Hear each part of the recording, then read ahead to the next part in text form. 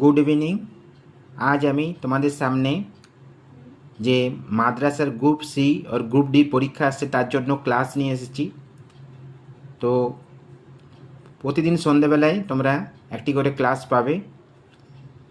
আজকের বিষয় হলো জিওগ্রাফি, ভূগোল। তো ভূগোলের কিছু কোশ্চেন আজ তোমাদের সঙ্গে আমি আলোচনা করছি, একটু মন দিয়ে দেখতে থাকো, ঠিক আছে? ভিডিওটি স্টার্ট করি।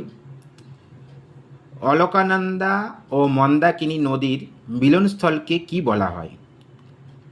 প্রথম কোশ্চেনটা হলো অলকানন্দা ও মন্দাকিনী নদীর মিলনস্থলকে কি বলা হয়? তো বলা হয় রুদ্রপ্রয়াগ।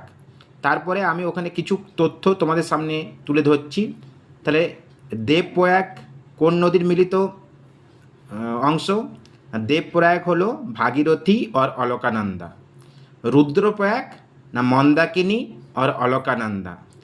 और स्वर्णप्रयाग पिंडार और अलकानंदा। ठीक है। गंगार दीर्घतम उपनदी कोनटी?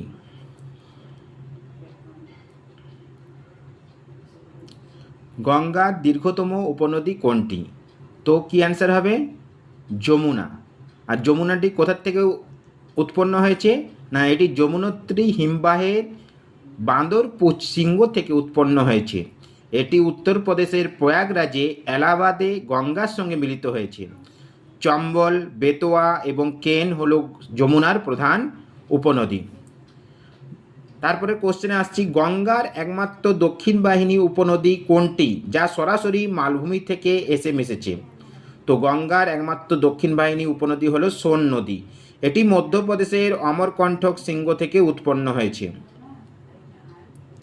এটি উত্তর দিকে প্রবাহিত হয়ে পাটনার কাছে গঙ্গায় মিশেছে।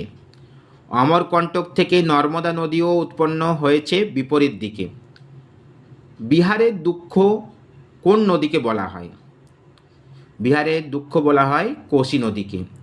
আর এই কোশি নদী বারবার গতিপথ পরিবর্তন এবং ভয়াবহ বন্যার জন্য কুখ্যাত। এটি নেপাল হিমালয় থেকে উৎপন্ন হয়ে গঙ্গায় মিশেছে। তো কখনো কখনো কোশ্চেন আসতেই পারে যে এটি কোথার থেকে উৎপন্ন হয়েছে? না, নেপালের হিমালয় থেকে উৎপন্ন হয়ে গঙ্গায় মিশেছে। এটি একটি পূর্ববর্তী নদী।